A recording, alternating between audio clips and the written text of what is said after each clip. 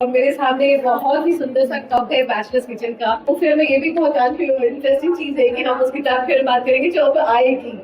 मेरे जैसे हजारों लोग इस शहर में खुद से खाना बनाते हैं। किसी को खिलाने के लिए खाना सर्व करते हैं वो अलग चीज होती है, और सधाने या खपाने के लिए खाना देते हैं वो अलग चीज होती है। अच्छा, ये सिंगल करते भी वही हरकतें हैं कि आपको सिवान की टिकट नहीं मिली, होली में जाना चाह रहे थे, लंबा लंबा लिख दिया माँ की याद, वो गुजिया, वो पुए कहाँ, लेकिन उस लड़के के हाथ में आ गया जो उससे महीनों महीनों मिलता भी नहीं। कपल किचन, फैमिली किचन वालों को थोड़ा झुलसाना है, जलाना है, मेरा हेल्दी हाइजीन हो, पेट भर जाए, जिससे कि मैं ज्यादा से ज्यादा लिख पढ़ सकूं। ठीक है, तो एस्थेटिक्स को लेकर आपका क्या आइडिया था? आपने क्यों है जो मेरी माँ कहती थी कि जो देखने का नहीं वो चखने का क्या। तो मेरा पूरा इंस्पिरेशन ये रहता है कि स्विगी जोमेटो मत करो। मैं इस मंच से ये बात कह रहा हूं कि फिजिक्स में वो जो प्रैक्टिकल्स करेगा वो अपने किचन में करता हुआ देखेगा।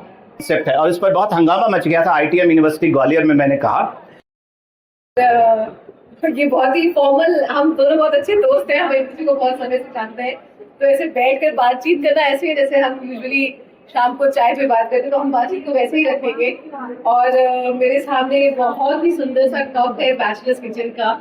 मैं इसके रंग पे फिदा हो गई हूँ, क्योंकि आमतौर पे ऐसा रंग नहीं देखने को मिलता है किसी किताब के मर्चेंडाइज में। तो ये बहुत ही सुंदर कप है बैचलर्स किचन, और ये किताब भी बहुत जल्दी आप लोगों के सामने होगी।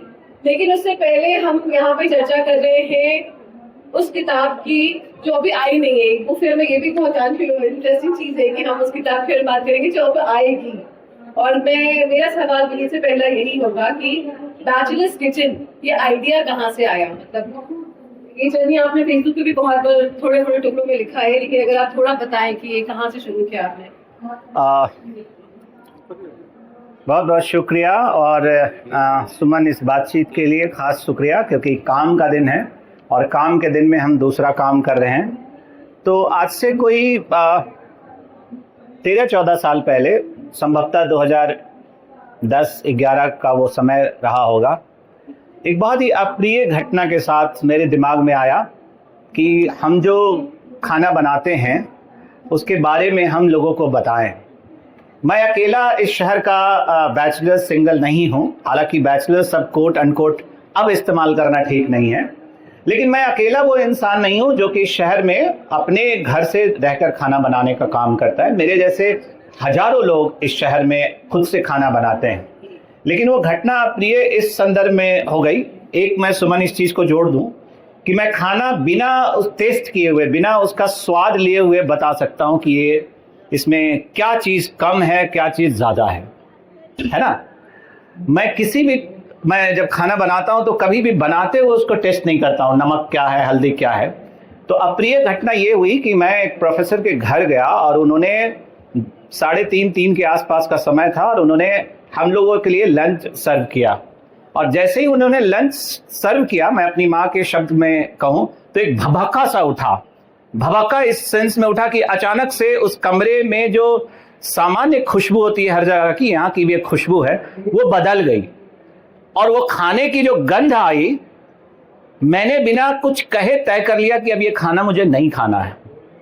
और जब मुझे उन्होंने ऑफर किया कि अब लंच है, आप लोग लंच कीजिए, तो मैंने एक वाक्य कहा कि मैं रात का खाना दिन में नहीं खाता हूं। और ये कहते हुए मुझे बुरा लग रहा है, लेकिन सच बात ये कि वो खाना हमें खपाने के लिए दिया गया था, न कि खिलाने के लिए। आप किसी को खिलाने के लिए खाना सर्व करते हैं वो अलग चीज होती है, और सधाने या खपाने के लिए खाना देते हैं वो अलग चीज होती है। और जो हॉस्टल में रहते हैं, दिल्ली यूनिवर्सिटी JNU के हॉस्टल में, उनकी बड़ी खास बात होती है। अगर वो लिटरेरी बैकग्राउंड का नहीं है तो उसकी खास बात ये होती है कि 24 घंटे में कभी भी घर का खाना खाने के लिए दिल्ली के किसी भी कोने से किसी कोने तक जा सकता है। एग्रीड? बिल्कुल बिल्कुल सच है ये। चाहे वो मेथी के पराठे हो, चाहे वो भरवा करेले हो, कुछ भी हो।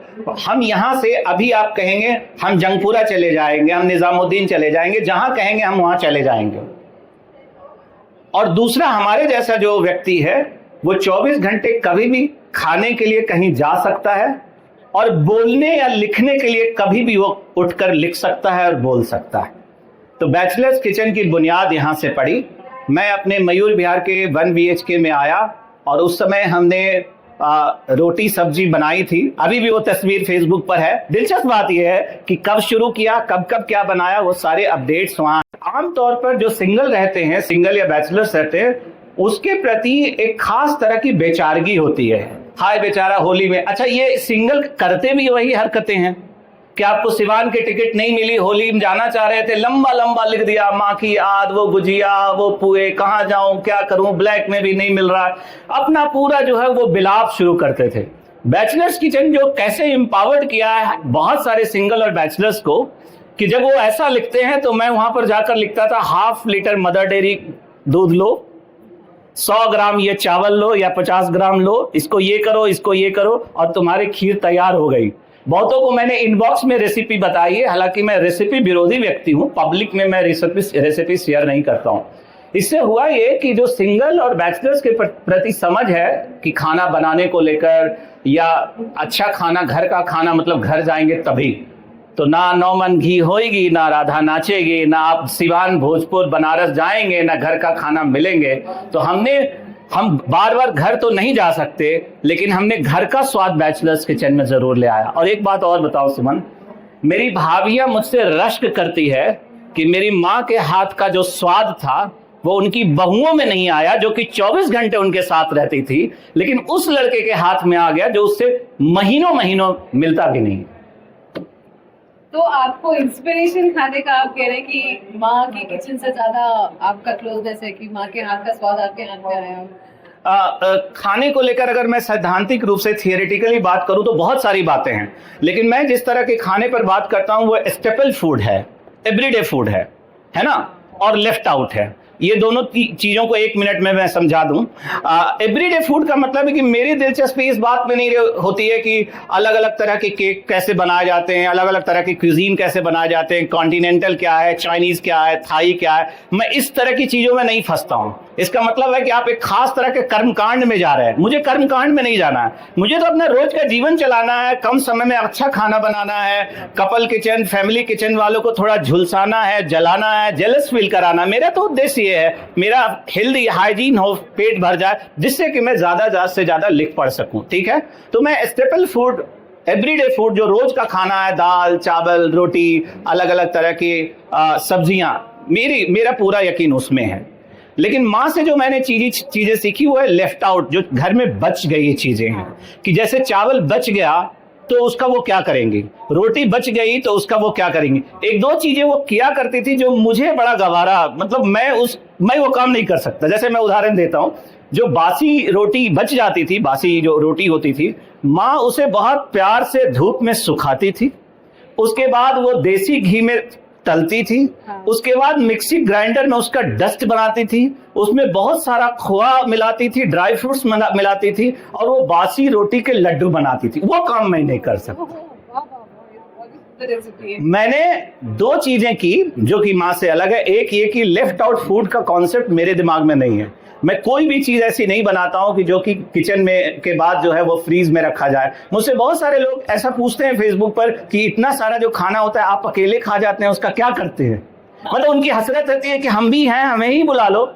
लेकिन हम उसकी तस्वीर ऐसी इस तरह से लेते हैं कि वो लगता है कि बहुत ज्यादा है, लेकिन उसका पोर्शन या क्वांटिटी कम होती है। मेरा सवाल था, क्योंकि आप जो भी प्रेजेंट करते हैं सोशल मीडिया के जरिए, वो उतना एस्थेटिकली सुंदर दिखाई देता है कि मतलब हमें खुद अपनी थाली लेके लगती है कि यार हमारी थाली में कोई सुंदरता ही नहीं है। और आप बैगन बनाते तो बैगन में ऐसा लगता है कि वो कहीं से एकदम उतर कर आया है खास। तो एस्थेटिक्स को लेकर आपका क्या आइडिया था? आपने क्यों खाने को लेकर इतना एस्थेटिकली उसको इतना स्ट्रॉन्ग बनाते हैं? वो ऐसा इसलिए मैंने किया है कि जो खाना है हम 2 बार उसका उपभोग कंजम्पशन करते हैं। एक, पहली बार हम उसको इमेज कंजम्पशन करते हैं, और मेरे ख्याल से हिंदुस्तान के अलग अलग इलाकों में अलग बात कही जाती होगी। मेरी माँ जो ये कहा करती, हालांकि माँ की चर्चा बार बार आएगी, आपको थोड़ा अजीब सा भी लगेगा कि ये तो अपना माँ मदर्स डे टाइप का कर दिया, मौसम वैलेंटाइन डे का है। खैर, तो उसमें मेरा ये रहता है, जो मेरी माँ कहती थी कि जो देखने का नहीं वो चखने का क्या, यानी जो देखने से टेम्पटिंग ना लगे, जो देख करके आपको ना खींचे, उसको चखना क्या। और ये खाने का अपमान नहीं होता था, उसकी मुराद ये होती थी कि हल्दी की मात्रा, तेल की मात्रा, मसाले की मात्रा, जो प्रोपोर्शन है, अनुपात है, वो इस तरह से बराबर हो कि वो दिखे।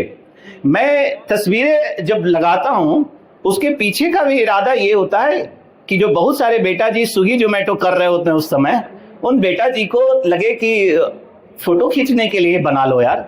मतलब मेरा पूरा इंस्पिरेशन ये रहता है कि स्विगी जोमेटो मत करो। मैं इस मंच से ये बात कह रहा हूं, मुझे नहीं पता इस तरह से नाम लेना चाहिए किसी ब्रांड का या नहीं, लेकिन मेरा इरादा ये रहता है कि ज्यादा से ज्यादा कुछ न समझ में आ रहा हो, आलू उबाल लो, है ना, उसे बटर पटेटो और पेपर सॉल्ट कॉम्बिनेशन के साथ कर लो, या इसे हम ब्रिटिश ब्रेकफास्ट का एक हिस्सा मान कर लो। और ये मैं तस्वीरों के जरिए करता हूँ। दिलचस्प बात यह है कि उन तस्वीरों के पीछे का इरादा मेरी तरह तस्वीरें खींचना नहीं, बल्कि मेरी तरह खाना बनाएं, ये हुआ करता है। किचन बहुत ही फेवरेट स्पेस है और हम कहीं ना कहीं वो माना जाता है कि लड़कियों की जगह है, औरतों की जगह है। आपने उसको एक बहुत ही इनोवेटिव नाम भी दिया है और एक नई तरीके से आपने उसमें एंट्री भी की है। तो आपके लिए वो जेंडर कैसे काम करता है किचन में? ये बात तो बना तो दी गई है कि वो बहुत ही महिलाओं की जगह है, वैसे ही जैसे सास बहू सीरियल को वुमेन स्पेस कहा जाता है।